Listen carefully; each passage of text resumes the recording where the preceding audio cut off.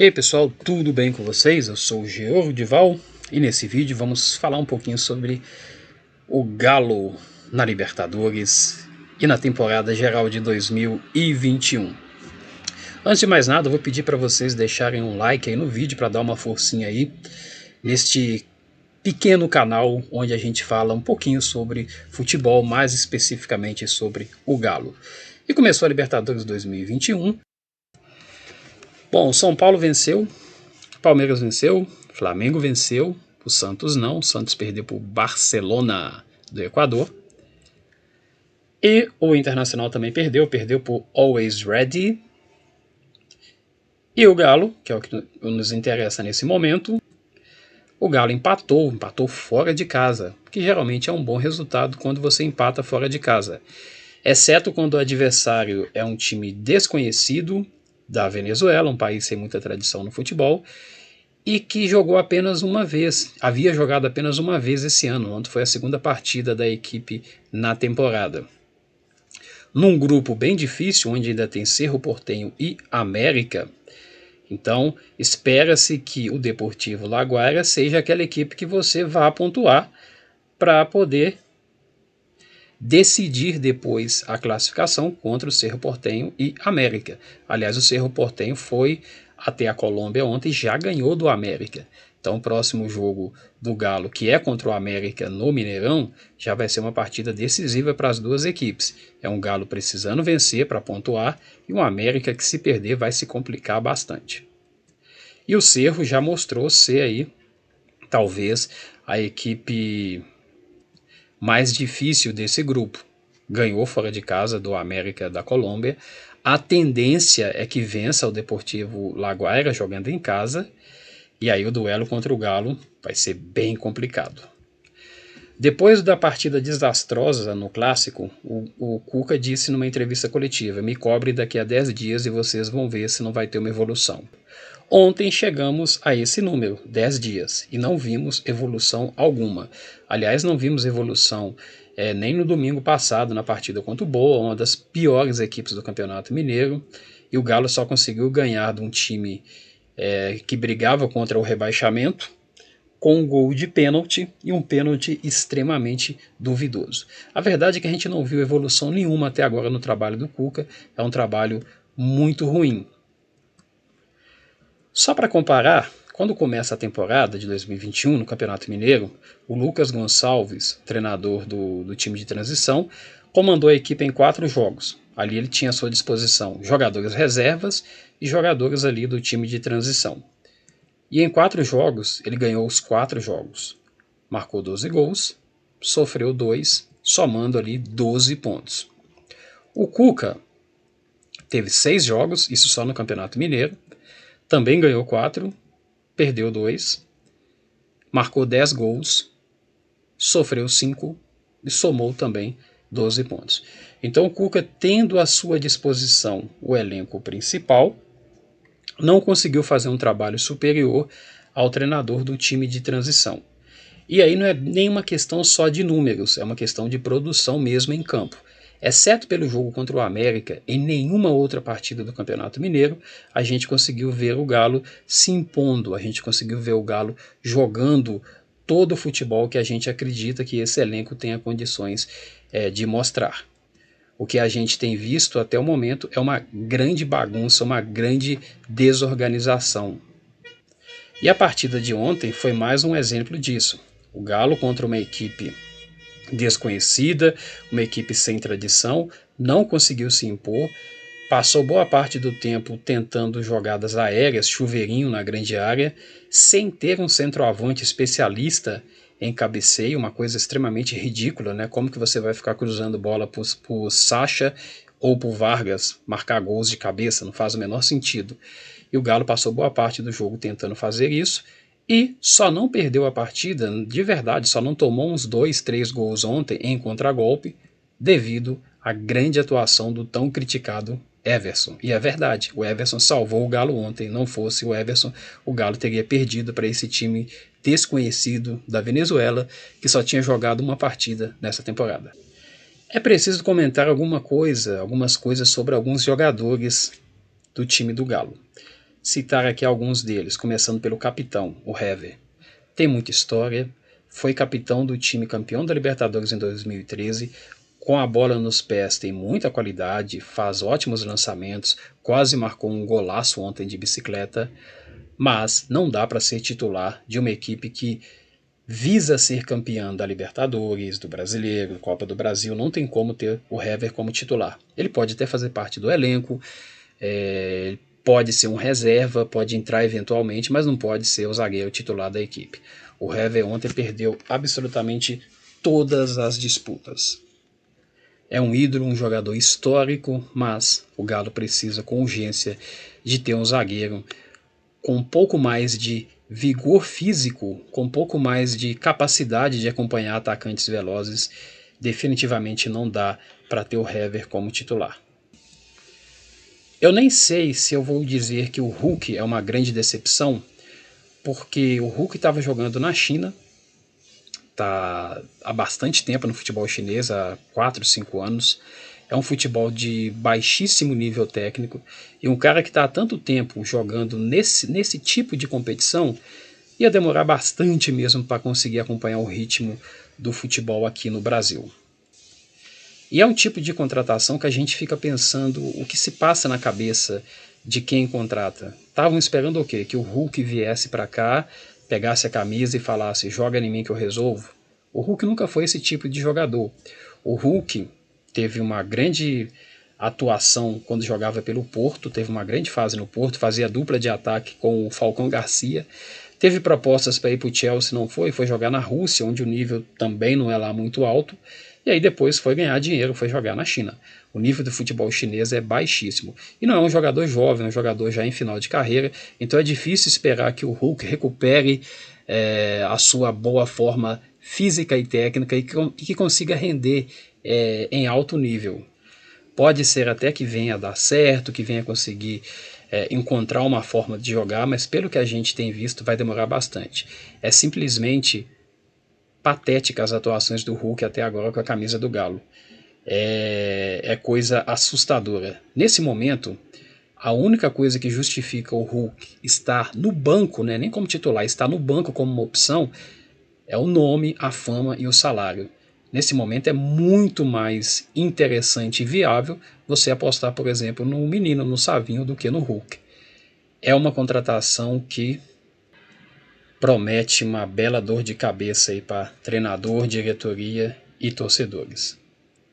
E nós temos dois centroavantes que definitivamente só foram contratados por um capricho do treinador anterior, que já havia trabalhado com os dois e que insistiu na contratação dos dois centroavantes. Mas são dois caras que tá meio na cara que não vai dar muito certo aqui. Aliás, já não está dando certo. O Sacha nunca foi um grande jogador, não é jovem. O Sacha começou no Internacional, rodou, teve no Goiás, no Santos, nunca se firmou em lugar nenhum. O Sacha é aquele jogador que um belo dia ele vai acabar parando em outras equipes de menor expressão, com todo respeito a essas equipes, Sport, Avaí, algumas equipes assim, e que vai acabar jogando muita bola lá, porque ele é jogador para esse tipo de time. Não acho que o Sacha seja jogador para time grande. E o Vargas já esteve aqui no Brasil, e no momento bem melhor, no auge de sua carreira, no momento em que ele era protagonista da seleção chilena, e a seleção chilena era talvez a melhor seleção da América do Sul naquele momento, e não jogou absolutamente nada pelo Grêmio, porque que ele iria jogar agora bem mais velho. O Sampaoli, responsável por boa parte dessas contratações aí que eu mencionei, especialmente os dois centroavantes, matava a torcida de raiva porque não mudava o estilo de jogo. Jogava da mesma forma contra qualquer adversário e tinha uma dificuldade enorme para reorganizar o setor defensivo. Por isso, quando o ataque não funcionava, a gente acabava perdendo os jogos. E o pessoal nem ligou tanto assim quando ele anunciou que iria sair. Pessoal, alguns até ficaram aliviados com a saída do Sampaoli. E o que a gente esperava? Que viesse um treinador e que conseguisse manter aquele ímpeto ofensivo, que a equipe continuasse atacando bastante, mas que corrigisse a parte defensiva.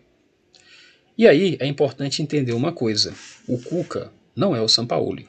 O Cuca é um grande treinador, ele é bem mais vencedor do que o Sampaoli, é até bem provável que o Cuca consiga organizar a equipe do Galo, que consiga montar uma equipe competitiva, como ele sempre fez por onde passou, mas vai demandar tempo.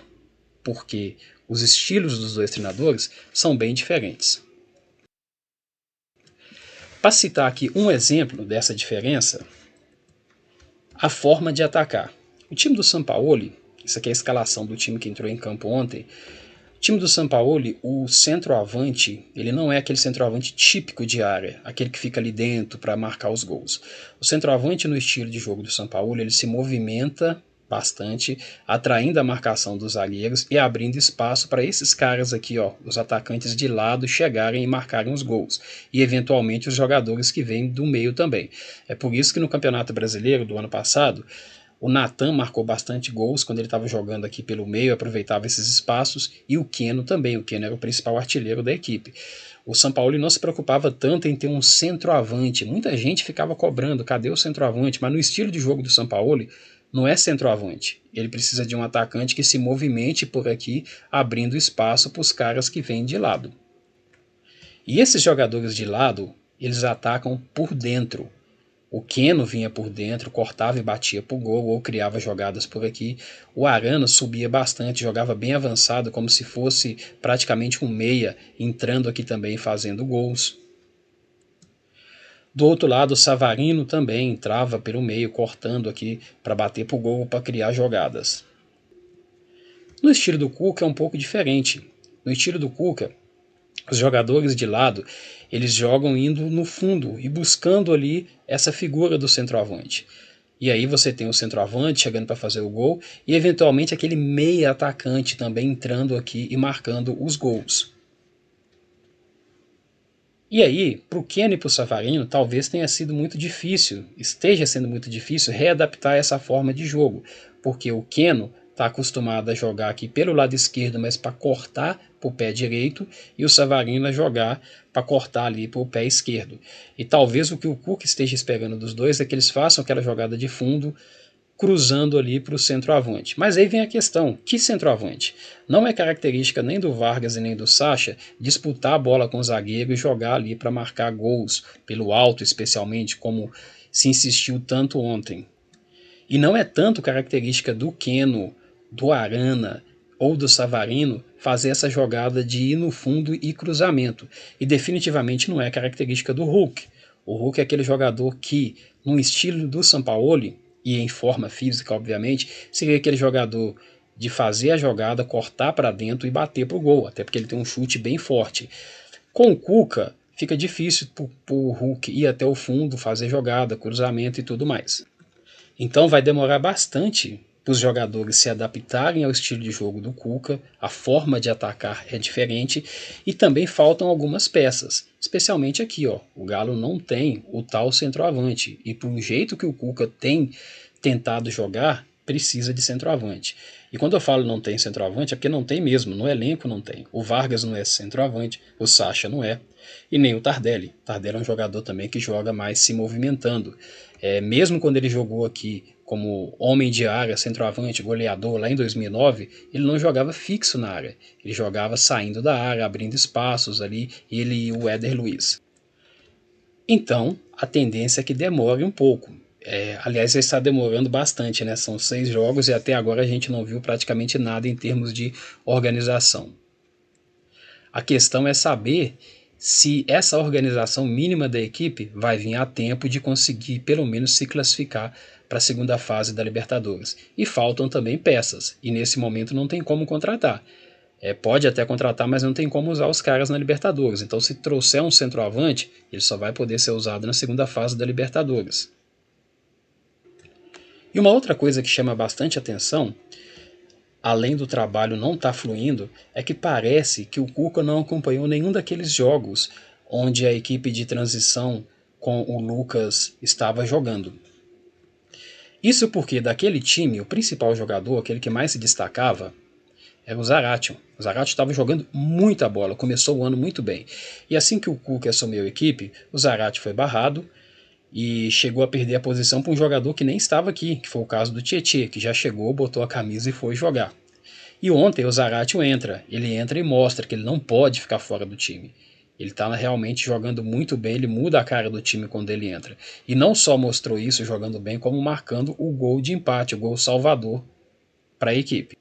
E aí fica a sensação de que o Cuca não conhecia o Zarate, nem viu ele jogando, enquanto a equipe ali de transição com os reservas estava disputando aqueles 4 jogos do Mineiro. Aliás, não só o Zarate, né? O meio de campo ali tinha o Zarate, o Caleb e o Dylan Borrego.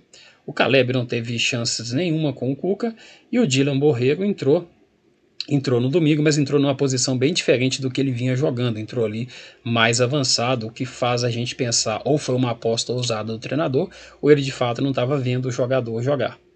E aí você olha para esses dois caras e pensa, pô, mas Caleb, Dylan Borrego, o que esses caras vão arrumar? Bom, são 2 jogadores jovens, ou seja, tem muito a evoluir. Na minha opinião, é muito mais fácil você esperar a evolução do Caleb e do Borrego do que do Nathan e do Johan, que não são jogadores jovens, já são jogadores mais velhos e consolidados. O Nathan é exatamente isso aí, o Nathan não vai melhorar, ele é isso. E o Johan também, o Johan é isso, ele não vai melhorar. Ele já teve no Palmeiras, não conseguiu jogar lá, jogou um pouquinho aqui no segundo turno do ano passado, acabou que o Galo comprou o passe dele, né? Aliás, não existe mais passe, né? Direitos federativos. O Galo acabou gastando uma grana com o Johan, mas o Johan é isso aí, ele não vai jogar mais do que isso. Então, na minha opinião, é muito mais viável você apostar em garotos que podem vir a evoluir do que em jogadores consolidados que não vão render mais do que o que a gente tem visto. E aí, moçada, como está muito difícil dar uma cara para esse time, se não tiver técnica e organização, vai ter que ser na raça e na vontade para conseguir se classificar para a segunda fase da Libertadores. Aliás, a gente não tem visto aí muita raça e vontade. E todas as vezes que a gente conseguiu ganhar jogos na raça e na vontade, a gente tinha um pouco de técnica e um mínimo de organização, coisa que a gente não viu até agora em 6 partidas comandadas pelo Cuca. Vai dar certo o trabalho do Cuca? Provavelmente, a longo prazo é um trabalho que tem tudo para dar certo, porque o Cuca sempre fez bons trabalhos, sempre montou boas equipes. A questão é, vai dar tempo? Vai dar tempo de conseguir organizar minimamente a equipe e se classificar para a Libertadores? Vai conseguir jogar os 2 próximos jogos contra 2 adversários infinitamente superiores ao time de ontem? E a gente sabe que se não conseguir se classificar na Libertadores, obviamente vai ser demitido, vai vir um outro treinador e vamos recomeçar novamente da estaca zero. E talvez numa troca de treinador seja muito interessante que diretorias de futebol, presidentes de clubes, avaliem o seguinte: o que nós queremos? Uma sequência de trabalho, de ideia de jogo, ou queremos mudar totalmente? Ou queremos uma ruptura de trabalho? Queremos uma sequência ou vamos começar um novo trabalho? Lembrando que um começo de um trabalho demanda tempo. Mas geralmente, presidentes, diretores de futebol e até torcedores não ligam muito para isso. A gente se apega muito mais ao nome do que necessariamente às ideias de jogo. E aí nesse momento, e realmente eu espero que não, até porque o Cuca vem de um grande trabalho no Santos e ainda é um treinador com muita coisa para mostrar, mas o trabalho do Cuca até agora no Galo tem lembrado bastante o trabalho do Levi, aquele último trabalho do Levi, que coincidentemente a gente estava numa Libertadores em que no grupo tinha o Cerro Porteño. Espero estar completamente enganado e que a gente não veja mais uma vez um treinador campeão aqui encerrar sua história no Galo de uma forma tão melancólica. Pessoal, um abraço a todos vocês, vamos que vamos e até o próximo vídeo.